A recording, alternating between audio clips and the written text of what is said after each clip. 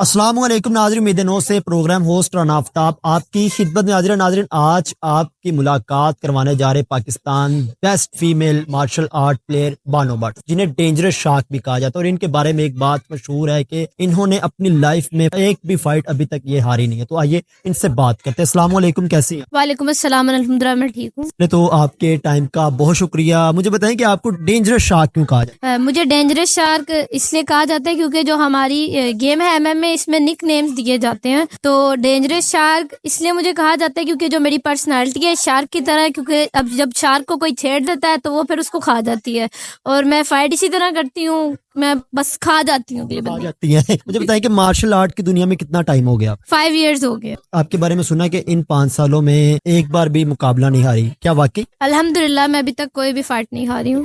तकरीबन कितनी फाइट्स कर चुकी हैं? मेरी एमेचर MMA की फाइट्स 11 खेल चुकी हूँ मैं। और पिछले दिनों एक फाइट हुई थी शादरा के पास, आपकी फाइट थी वो, जिसमें मैंने सुना कि 5 लाख रुपए इनाम भी जीत के आई हैं और बेल्ट्स। वो फाइट का बताइए। वो NFT इवेंट था, नेशनल फाइटिंग टूर्नामेंट, जो SA गार्डन्स में हुआ था, और लास्ट ईयर की मैं चैंपियन थी। इस दफा मैंने अपनी बेल्ट की डिफेंडिंग की थी, और डिफेंडिंग करना कोई आसान बात नहीं, चैंपियन रहना आसान बात नहीं है। लास्ट टाइम मैंने खेला था, इस दफा मैंने थोड़ा डिफरेंट खेला है। मैंने सबको कहा था कि मैं अपनी फाइट फर्स्ट राउंड में फिनिश करूंगी, और मैंने अपने सब फाइट्स में अपनी ओपोनेंट को फर्स्ट राउंड में हरा कर अपना टाइटल अगेन बरकरार रखा है। इंशाल्लाह इस तरह आगे ही रखूंगी मैं भी। मार्शल आर्ट की दुनिया में आने का किस तरह से शौक पैदा हुआ? मार्शल आर्ट्स की दुनिया में आने में इस तरह शौक पैदा हुआ, जब मैं स्टार्ट मैंने किया था कराटे से किया था, तो बाकी आहिस्ता आहिस्ता करके बॉक्सिंग, किक बॉक्सिंग सारे कुछ सीख रही थी। तो फिर मुझे एक दिन कोच ने आके कहा कि आपने मिक्स मार्शल आर्ट करना है। मैंने कहा सर ये क्या होता है? तो सर ने मुझे बताया सब गेमों को मिला के MMA मिक्स मार्शल आर्ट की गेम है, तो आपने इस करनी है। मैंने कहा सर आप जो गेम बोलेंगे वो करूंगी मैं, क्योंकि उससे पहले सर मुझे काफी सारे अलग अलग इवेंट्स में ले जाते थे। सर मुझसे पूछते थे तुमने खेलना है नहीं खेलना, मेरा जवाब हाँ होता। और अल्हम्दुलिल्लाह मैंने आज तक कभी भी सर को किसी भी इवेंट के लिए ना नहीं की, बेशक वो मुझे नहीं भी आता, तो मैं हाँ करती हूँ और फिर मैं सर की बात मानती हूँ, और इस तरह मैं कामयाब। बानो भट्ट इतनी स्ट्रॉन्ग कैसे है, इतनी फ्लेक्सिबल कैसे? स्ट्रॉन्ग मैं इस तरह हूँ कि जो हमारा जिम में कोच है, कोच ट्रेन बहुत अच्छा करते हैं। उसके बाद जो जिम मेरे फेलोज है, मैं पार्टनर्स है, मेरे सब भाई मुझे सपोर्ट करते हैं, मेरे साथ ट्रेनिंग करते हैं, मुझे टफ टाइम देते हैं। मुझे बहुत ज्यादा मारते हैं यहाँ पे, इतना मारते हैं कि मैं बता नहीं सकती। वो यहाँ की मार अच्छी है, इससे बेहतर है कि आप बाहर जाके मार खाओ। अपने घर में सब मार खा के सही है, बाहर जाके मार खानी नहीं, मार क्या। मैंने सुना है कि बानो भट्ट से फाइट की दुनिया में, इस फाइट के ये जो रैंक है, इसमें ना सिर्फ लड़कियां बल्कि लड़के भी डरते हैं। जी क्या डेंजरस है आप? इसकी वजह ये है कि अब इवन जब मेरा यहाँ पे स्पारिंग भी जिम में मैच होता है, तो मैं ये नहीं देखती कि लड़का है या लड़की है, और अक्सर मेरी ख्वाहिश फाइट है, स्पारिंग है, ट्रेनिंग है लड़कों के साथ हो, क्योंकि लड़कों के साथ होगी वो टफ टाइम देते हैं एज कम्पेयर टू, लोग कहते हैं और ये वाकई सच है कि as compare to male female, male में ज्यादा पावर होती है। तो जब आप मेल की पावर के साथ लड़ते हैं, उसको आप उठा उठा के मारते हैं, फिर आपके आगे फीमेल कुछ नहीं रहती। सर मैंने सुना है कि बानो भट्ट इसलिए शुरू से जीतती आ रही, कोई भी फाइट इसलिए नहीं अभी तक हारी किसी ऐसे मुकाबले का फाइटर नहीं मिला। ये तो बहुत लोगों ने कहा है मुकाबले का फाइटर नहीं मिला, ने भी कहा है कि आपको टफ नहीं मिला। जब वो मेरे सामने ही, तो मैंने उनको हरा के प्रूफ कर दिया।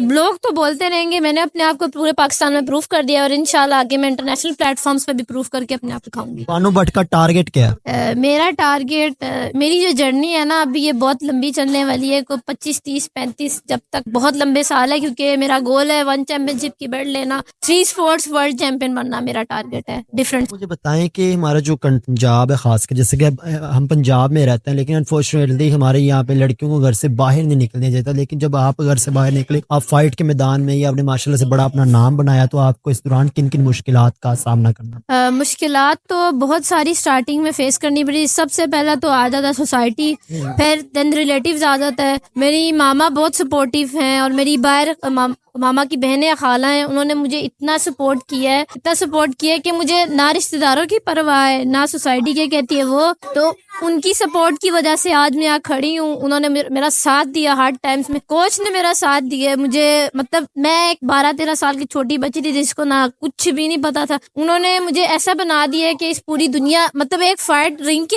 अंदर एक लड़ाई, एक इस दुनिया में जो लड़ाई लड़नी है वो कैसे लड़नी है, इस दुनिया में कैसे सर्वाइव करना है। आपने कहा 12 से 13 साल की एज में आप इस इस दुनिया में आ गई थी, मार्शल आर्ट की दुनिया में। अब आपकी एज कितनी है? मेरी 19। माशाल्लाह से मैं कहूँगा कि पाकिस्तान की सबसे कम उम्र MMA फाइटर है आप। जी बिल्कुल। बानो भट्ट से हमने बात की है, अब इनके जो कोच हैं उनसे भी बात करते हैं जिन्होंने इनको प्रमोट किया, और भी इनके अलावा सितारे जिनको उन्होंने प्रमोट किया। आइए उनसे बात करते हैं, जानते किस तरह से प्रमोट करते हैं और आखिर क्या आप ट्रेनिंग देते हैं कि इनका जो प्लेयर होता है किसी भी मैदान में हार नहीं मानता। सो नाजरी, मेरे साथ इस वक्त बानो भट्ट के कोच, पाकिस्तान के बेस्ट MMA कोच अल्ताफ ताफुसा मौजूद है। इनसे बात करते हैं। अस्सलाम वालेकुम सर, कैसे हैं आप? सर जी माशाल्लाह से बानो भट्ट जिसने इस वक्त इस MMA फाइट की दुनिया में सभी को नॉकआउट कर चुके, सभी को बिला मुकाबला हरा चुके, इस वक्त तहलका मचाया हुआ बानो भट्ट ने। आपके पास इस तरह के और कितने सितारे जिनको आपने प्रमोट किया और कितने अरसे से कर रहे हैं? जी अल्हम्दुलिल्लाह, मैं पिछले 22-23 साल से मार्शल आर्ट्स करवा रहा हूँ, डिफरेंट मार्शल आर्ट्स। पर चूँकि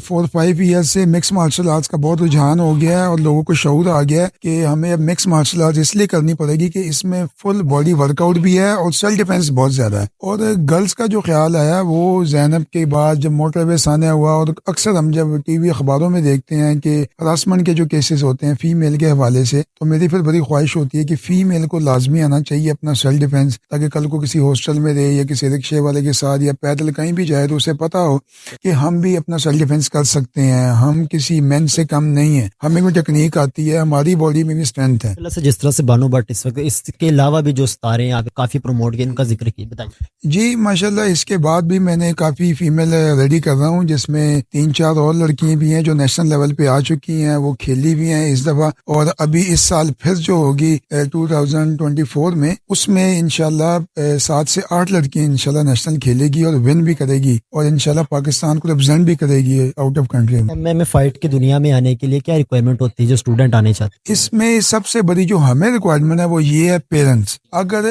पेरेंट्स ने खुद स्पोर्ट्स की हो या उनको पता हो कि स्पोर्ट्स का और ख़ास तौर पे सेल्फ डिफेंस मार्शल आर्ट्स के कितने बेनिफिट्स हैं हमारी बच्ची के लिए, कल को जब उसकी शादी भी हो जानी है या कल को जब उसने हाउस वाइफ में बन जाना है तो अपना जो उसने खुद ख्याल रखना है, तो उनको पता होता है कि बच्ची को ये सेल्फ डिफेंस लाजमी आना चाहिए। तो हमें ये रिक्वायर होता है कि पेरेंट्स हमारे साथ कंप्रोमाइज़ करे, वो हम पे और हमारे क्लब पे ट्रस्ट करे। जहाँ हम बच्चियों को आउट ऑफ सिटी की किसी इवेंट पे लेके जाते हैं तो हम बहुत मुश्किल होता है उनसे परमिशन लेना, खास तौर पे उनके एग्जाम को देखना या उनका आने जाने का सब देखना, तो ये बड़ा मुश्किल होता है हमारे। MMA फाइटर बनने के लिए कोई स्पेशल ग़िज़ा भी लेनी पड़ती है, जिस तरह से बानो भट्ट इतनी स्ट्रॉन्ग है कि अभी तक कोई ये गेम नहीं हारी और इतनी डेंजर शाह का भी इसे नाम मिले? इसमें बस ये है कि अपना डाइट में तो डाइट का प्लान तो होता है, मगर ये फास्ट फूड से तो हम रोकते हैं कि ये ना करें, दूध लाजमी पिए और देसी ऑयल अगर कोई इस्तेमाल कर सकता है वो भी करेगी, और ड्राई फ्रूट भी इस्तेमाल करने चाहिए, जूसेस का। वो डाइट प्लान तो हम बताते हैं क्योंकि ट्रेनिंग के साथ डाइट प्लान न्यूट्रिशन बहुत जरूरी है। अनफॉर्चुनेटली हमारी सोसाइटी में इस चीज़ को, लड़कियां जो हैं इनको घर से बाहर निकलने में बड़ा